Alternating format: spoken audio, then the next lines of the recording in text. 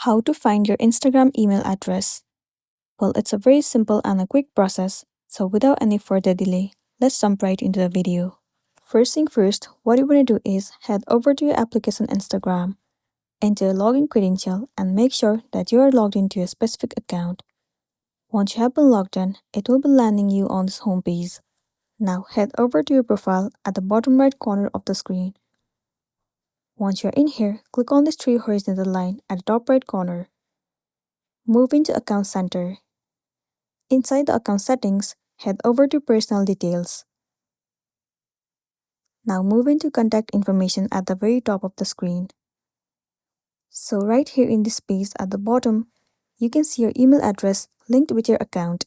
So this is the only way to find out your email address of Instagram account. That's a wrap for this video. Make sure to smash the like button and consider subscribing to our channel. We'll see you in the next one.